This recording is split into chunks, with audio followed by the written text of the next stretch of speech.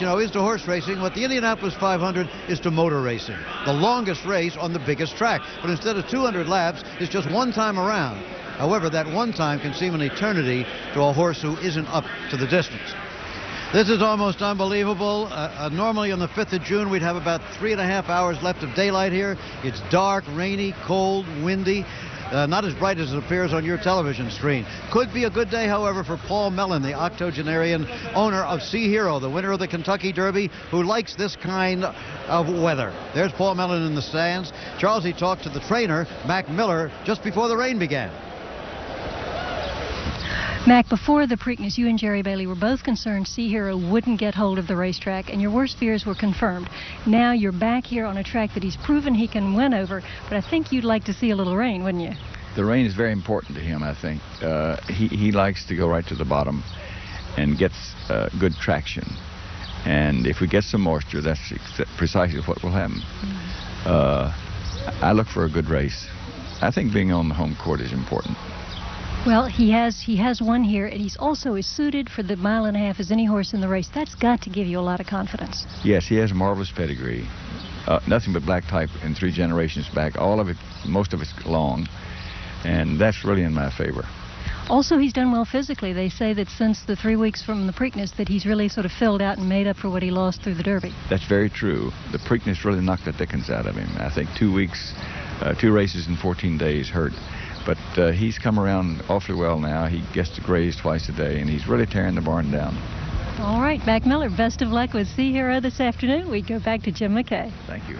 There they are, headed for the track for the Belmont Stakes. Now, the condition of the track has just been changed on the board from fast to good. Good, of course, is not as good as fast is. They say actually that it's a kind of a sticky consistency, very much the consistency that Sea Hero won on in the Champagne Stakes here as a 2-year-old last fall. Well, we'll see. The odds on him have been coming down steadily ever since the rain began. Prairie Bayou, of course, still a very difficult horse to bet against. First or second in all of his last 10 races, or silver of silver. Antrim Road there, the long shot. And Wild Gale, who was third in the Kentucky Derby, bringing up the rear as they head out in the rain. Steady, almost horizontal at times. Just about as miserable a day for a horse race as you could imagine. But they run them when they're scheduled. And here is Tom Durkin. The horses are entering the track for the 125th running of the Belmont Stakes. All right, so the horses are on the track. Charlesy, we've been following some of these competitors since last March in Florida. It's been a long and rocky road, but we have other horses here today who are bright and fresh. Well, the Triple Crown is a long, hard grind, and that's why the fresh horse always fares well in the Belmont. 8 of the last 14 Belmont winners did not run in the Kentucky Derby, and a perfect example of that one is Colonial Affair. He's made only 3 starts this year. This late developing Pleasant Colony colt was a sharp second in the Peter Pan, and he'll love this distance. Kissing Chris did run in the Derby, and he ran a decent race. Then he was freshened back home in Canada. He's a nervous sort of colt. He sometimes wears earmuffs to block crowd noise, and he's a late closer. Another stretch runner is Bull in the Heather, and he also skipped the Preakness, but he's better than the terrible race he ran in the Derby. He's bred to be at his best in this 1.5 mile distance, and he's going to like it a little wet, too. And Antrim Road is a newcomer making his first classic appearance. He won the Illinois Derby close to the pace, and he could press Cherokee Run early on. Okay. Caught me with the glasses. It's time for the picks, I believe. No, you go first. You did pretty well in the Nassau County Handicap. All right, I'll lay my skein on the line today. I think I like Virginia Rapids to pull an upset. Well, I will take Paul Mellon to win his 3rd Belmont Stakes and his trainer, Mac Miller, to win his 1st with Sea Hero. He should like this surface very much. He loves the weather. Okay, well, now it's just about time for the post-parade. We might mention, though, that that's a custom that started in the Belmont Stakes here back in 1880. Before that, there was no such thing anywhere as a post-parade. Well, here is this year's. Number 1 is Cherokee Run. Lots of speed here. Didn't run in the Derby, but was second in the Preakness. One of the favorites. Number 2, Virginia Rapids, was patiently nursed through the spring by giant-killing trainer Alan Jerkins. Now he appears as a local favorite here after his recent win in the Peter Pan. Number 3, Kissin' Chris, not wearing the hood today, was second in the Arkansas Derby. A disappointment at Churchill Downs, may not be ready yet. Number 4, and here he comes, is Colonial Affair. Like Virginia Rapids, would like to join the likes of Coastal, Temperance Hill, Creme Fraiche, Go and Go, and AP Indy, who skipped the Derby and the Preakness to prepare for the Belmont and won.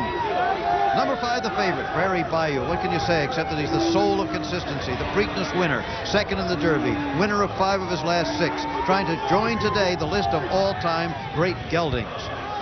Number 6, Bull in the Heather, was one of the pre-Derby favorites, remember. He failed there, and in an allowance race on the grass here, he'll need a sudden turnaround.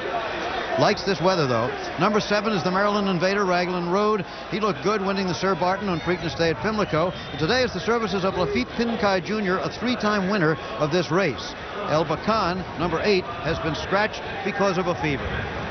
Number 9, Aaron Thott, has only a maiden win in France to recommend him. A victory today would not speak well for the American-based horses he's running against. Let's look at number 10, Only Alpha, carrying all the hopes of the West Coast this year. But his record, like Aaron Thott, he has only a maiden win, does not recommend it. Number 11 is the Kentucky Derby winner, Sea Hero. Didn't like the track at Pimlico, was an easy winner of the Champagne Stakes, as we mentioned, here at Belmont last fall on a similar track to today's, and this is his home track. Number 12, Silver of Silver, has suffered through illness and injury this spring, but his connections feel he's worth one more try in the Classics, and hence his presence here today. Here is number 13, Antrim Road, who won the Illinois Derby at odds of 26 to 1 last month. Now his owner takes a shot, however, at the best in the country. And rounding out the field is number 14, Wild Gale. Don't forget that he comes from behind, so that outside post shouldn't bother him too much. Remember, too, that he was a fast closing 3rd in the Kentucky Derby. So that's the field for the 125th running of the Belmont Stakes. Is the trainer of Prairie Bayou, and here is a man who knows what it's like to be in a winner's circle. He was there in Baltimore last year when his Pine Bluff won the Preakness. He was there in Baltimore again this year with Prairie Bayou. Will he pay a visit to the winner's circle today? His horse is the favorite. And as the horses load, let's go up to Dave Johnson for the call. And about half the field loaded, and Bull in the Heather ready to move into line. Once around this magnificent ribbon of dirt racetrack. All of them carry 126 pounds. They are all 3-year-olds. Aaron Thott moving in now. I asked Jerry Bailey which of the Triple Crown races was the toughest to win, and he said the Belmont, because you had more time to make the stakes. He will be trying to duplicate that Kentucky Derby effort. He is being led to the gate right now by one of the assistant starters. Jerry Bailey, who's won 3 this afternoon already, looks for his 4th with the biggest race of the day. Crowd cheering. The track listed good. Silver of Silver is in. 2 left. Antrim Road with the blinkers and Richard Migliori, and Wild Gale with bad luck, who was 3rd in the Kentucky Derby, is in line. A gateful ready for the 3rd leg of racing's Triple Crown. Frank Calvarese will send them on their way, as he's been doing for 10 years. They're off in the Belmont Stakes, and Kissin' Chris on the outside, but now Cherokee Run. And Bull in the Heather shows some early speed. Raglan Road is right there between horses. Sea Hero up close. Silver of Silver. Antrim Road on the extreme outside. Quick early speed. Antrim Road angles to the rail and takes the lead. And on the inside, that's Cherokee Run into 2nd position. And then a gap of a length and a half, and Bull in the Heather is racing 3rd. On the inside, Colonial Affair squeezed back a bit as Raglan Road begins to move up. But back on the front end, it's Antrim Road with Richard Migliori showing the way by 2.5 lengths, and the horse we thought was going to be in front, Cherokee Run, holds the 2nd spot. Along the outside, there goes Wild Gale, who is moving up quickly. And Sea Hero is asked for some speed and quickly responds. He is now 4th along the inside and looking for some racing room. Down the backstretch, Antrim Road leads it. Wild Gale is 2nd, and now Bailey takes Sea Hero to the outside. And there has been a problem. Prairie Bayou has thrown the rider. Prairie Bayou is riderless on the backstretch. Looks like he has broken a foot. Anyway, they go to the far turn. Antrim Road leads it. And Cherokee Run on the outside is in the second spot. And now there goes Silver of Silver, charging up third in the green cap on the outside at the rail. That's Wild Gale as Sea Hero drops back, and Colonial Affair with Julie Krone starts to move out in the middle of the racetrack. As they're midway on the turn, Cherokee Run on the outside takes the lead. Antrim Road at the rail is second. Along the outside, that's Silver of Silver. And Julie Krone now angles to the outside. From between horses, that's Wild Gale moving up. But now it's still Cherokee Run under a drive with Chris Antley in front. And now here comes Colonial Affair on the outside. At the rail, that's Wild Gale, followed by Silver of Silver. And now Colonial Affair with Julie Krone takes command and draws clear. It's Colonial Affair drawing clear in the Belmont with only a furlong to go. Colonial Affair leads at Kiss and Chris with a late charge on the outside. Wild Gale at the rail and in the middle of the racetrack. Virginia Rapids, but in deep stretch, it's going to be Colonial Affair winning it by 2 lengths. Kiss and Chris second, followed by Wild Gale third. After that, it was Silver of Silver and Virginia Rapids. A marred Belmont Stakes in 2 minutes 29 and 4/5 seconds. The ambulance blinking on the backstretch. Prairie Bayou broke down apparently on the backstretch, but there's your winner, and it is the first time that a female rider has ever won a race of the Triple Crown Series. Colonial Affair. Mike Smith on the backstretch being taken into the ambulance, and of course Prairie Bayou, who went off the favorite at 5-2, lost all chance with trouble on the backstretch. The veterinarians are on their way right now. And there is your winner, Colonial Affair. Jim? Well, Colonial Affair, the upset winner, but Julie Krone once again has become the first woman ever to win a Triple Crown race at age 29. Unofficially, she has ridden the winner of the Belmont Stakes, but remember that the inquiry sign has been posted. That means that the stewards themselves want to have a look at it, want to see what happened out there, no doubt in connection with the Prairie Bayou business. We're going to be getting an update as soon as we can on Prairie Bayou. There he is on the backstretch. But the woman of the moment is right there. 29-year-old Julie Krone. If you notice, by the way, that jockey Mike Smith was standing up on the backstretch, he appears to be okay. There he is. There he is. The rider of Prairie Bayou is okay. As the horse himself, we do not know. So happy little Julie heads for the winner's circle. Woman to ever win a Triple Crown race. The ecstasy there, the agony of another breakdown. We had Union City, who had to be destroyed in the Preakness. Mike Smith jumped off Prairie Bayou. We attempted to get a word with Mike, but he has declined to be interviewed at the moment. Emotionally upset, but physically he appears to be all right. And as I'm joined by Dave Johnson, we have Prairie Bayou on the left here, isolated. And it was well back in the pack. He's alongside Aranthod, the horse who had never raced on dirt. And they were moving down the backstretch. I don't believe there was any problem with any other horse earlier in this afternoon. Mike Smith bailed off. And, of course, Prairie Bayou lost all chance. All right, we have no report yet as to the condition of Prairie Bayou. We will be getting that shortly. Meanwhile, in terms of the inquiry, we are being told that it has to do simply with the incident on the backstretch involving Prairie Bayou. That was the original inquiry, and now there has been just posted a jockey's objection. So the first inquiry was a formality. The second one we'll get the details of shortly as you watch Julie Krone take Colonial Affair 13-1 home. The stewards call for inquiries when there's ever a problem like there was with Prairie Bayou. The inquiry now, the objection, is concerning the second horse, Kiss and Chris, which is now blinking. It's the third horse against the second horse. The rider of Wild Gale, Shane Sellers, has alleged interference against Kiss and Chris, who came from far back with Jose Santos to get the runner-up spot. But Julie Krone was out of trouble. She had the best horse this afternoon, trained by Scotty Schulhofer. So even though the results are not official, they will not take down the winner.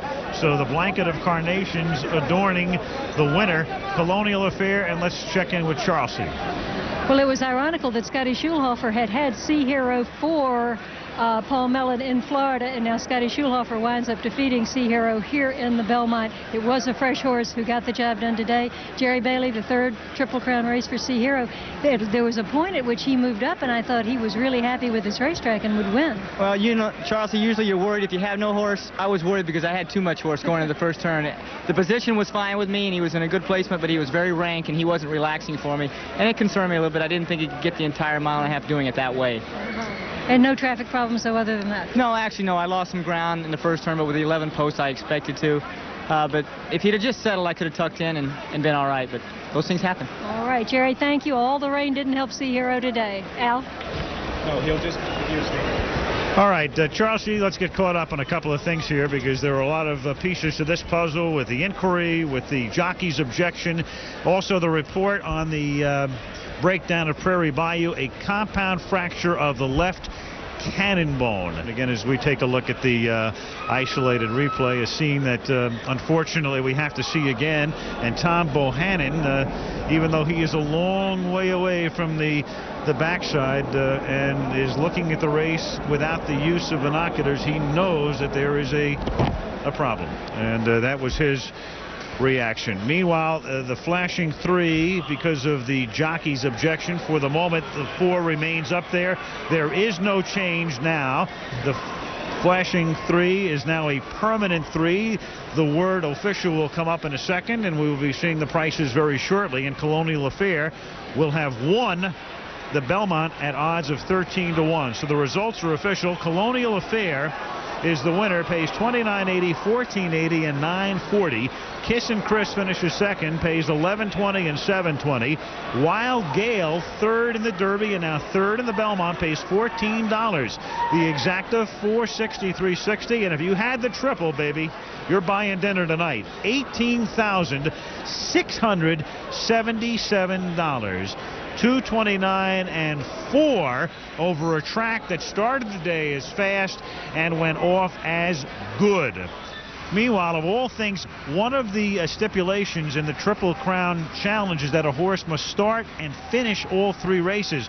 So Prairie Bayou had the most points, but he didn't finish. The Sea Hero wins the $1 million bonus with 10 points, and Wild Gale finishes with 6. A jockey's race, of course, as we talked about at the outset, and in particular, 2 sides of the coin here. First, put yourself in the shoes right now of Mike Smith after a situation like that. Well, there's probably not a worse moment for a jockey than to be standing by a stricken horse, particularly one that's just given him so much in the past. On the other hand, you know, what a great moment for Julie Krone. Yes, you've known her for a long time, and to think about winning a Triple Crown race is incredible. Well, she's wanted to do it for a long time, and she's finally got the big one now. She got it today. Okay, let us go right now to Jim McKay. Okay, and we are here with the winners, all of them here. Quite a crowd, and Mrs. Moran over there, who owned Creme Fraiche, the only gelding to ever win this race. The spokesman on this occasion, however, is Donald Little. And to talk to him, here is Alan Dragon, the chairman of the board of the New York Racing Association. Alan, you're on. Thank you. Don, congratulations on winning the 125th Belmont Stakes. It's my privilege to give to you the replica of the August Belmont Memorial Trophy. And your horse win a fantastic race. Your trainer did a superb job. And be with us a lot, I hope. Well, we sure had a heck of a day today. There's no rain here in New York. The sun is shining. But I just want to say that Steve Carr and Paula Parsons and Scotty Schulhofer, Julie Krone, they're the people who really handle this for us. They did a fabulous job. And all the people we have that participated in this little partnership that we put together, it's been great fun, and we've had a great day today. And the sun is shining in the Big Apple. Again, congratulations to all of you and to Scotty Schulhofer, whom we'll have a word with, I think, in a minute, winning his first Belmont after his long, long career. Congratulations to Scotty. Of course, we'll be talking to Julie Krone, the first woman ever to win a triple rainy dark Belmont. A happy occasion, however, for Julie Krone, the first woman to win a Triple Crown race. And here is Steve Torok, general manager of the Chrysler Plymouth division of the Chrysler Motor Company. Got a couple of keys in his hand. Right, thanks, Jim. Julie, congratulations on just a terrific race under tough conditions. On behalf of Chrysler Corporation, all of our dealers. Just a trophy, that's all. We'll get it. I've got the keys to a brand new 1994 Chrysler LHS, and enjoy that ride too. Thank you. Well, you got them. What are you going to do with them? Well, I'm not sure yet. You're not sure yet? Yes. Okay, well, congratulations on that. But let's take a look from the far turn, Julie, at the Belmont Stakes. Try to enjoy every minute of it again. And as they come down the stretch, tell me what you told me before.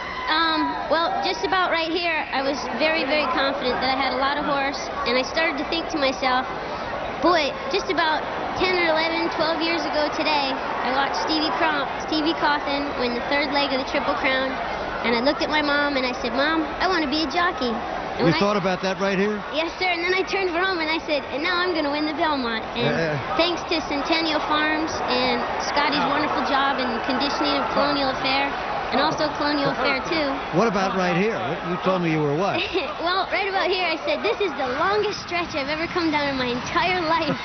And it just seemed to keep getting longer and longer while I was in front. But luckily for me, he was a wonderful horse, and he just kept getting faster and faster. And you let out a shout, and it was all over. You've done it. Yes, sir.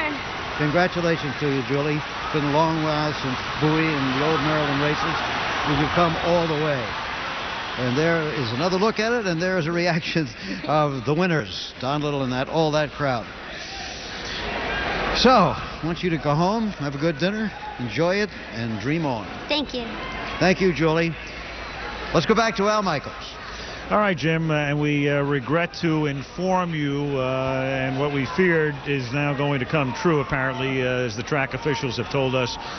The decision has been made by the veterinarians to put the horse Prairie Bayou, who broke down, to destroy the horse, and it's the second time this has now happened in the Triple Crown Series. So that is the intention of the veterinarians at this particular point, according to the track officials. And you think back over this Triple Crown Series, the emotional victory of Sea Hero in the Kentucky Derby in the faces of Mac Miller and Paul Mellon, and then the happiness and the joy of the Loblolly people with Tom Bohannon and John Ed Anthony as their Prairie Bayou won the Preakness. And then there's Julie Krone today. And on the flip side, unfortunately, in the Preakness, there's Wayne Lucas and Union City, and the fact that that horse had to be destroyed. And now today, Mike Smith, the jockey, he's fine, but the horse, a whole other story with Prairie Bayou. And of course, it's a total, complete opposite situation for the people of Loblolly. As usual in the sport of horse racing, you can count on the entire panoply of emotions to be covered top to bottom. Let's go back to Jim McKay. And so ends, as we said, a bittersweet day in racing. Prairie Bayou, the favorite to win the Belmont Stakes, had to be destroyed. The winner, however, Colonial Affair, Julie Krone. As we said, that's about the story. There's nothing more to be said. This is Jim McKay at Belmont in the dark and the rain. Almost horizontal at times. Just about as miserable a day for a horse race as you could imagine. But they run them when they're scheduled. And here is Tom Durkin. The horses are entering the track for the 125th running of the Belmont Stakes.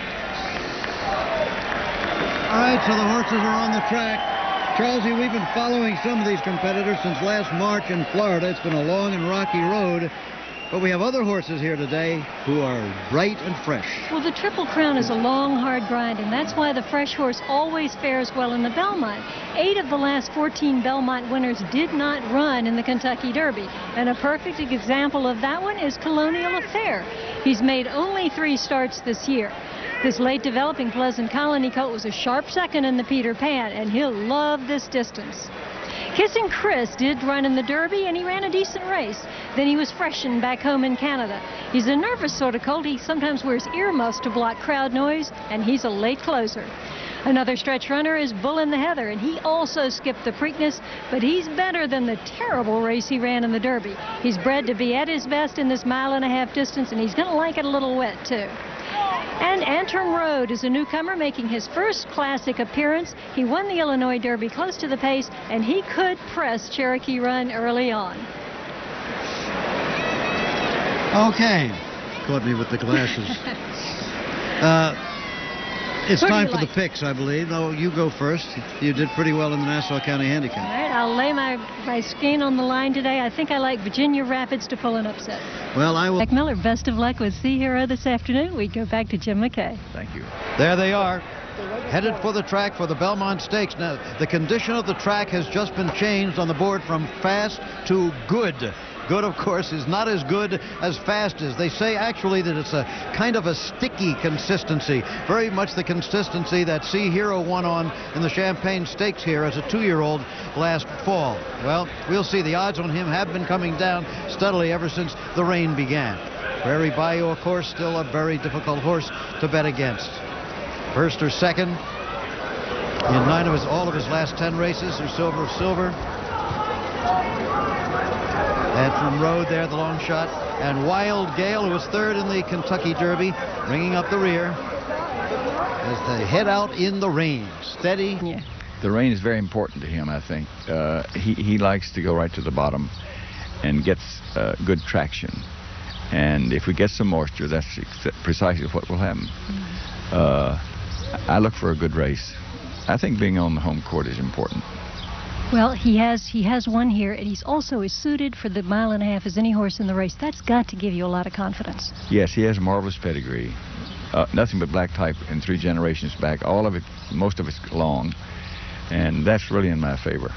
Also, he's done well physically. They say that since the 3 weeks from the Preakness that he's really sort of filled out and made up for what he lost through the Derby. That's very true. The Preakness really knocked the dickens out of him. I think 2 weeks, 2 races in 14 days hurt. But he's come around awfully well now. He gets to graze twice a day, and he's really tearing the barn down. All right. You know, is to horse racing what the Indianapolis 500 is to motor racing. The longest race on the biggest track. But instead of 200 laps, it's just one time around.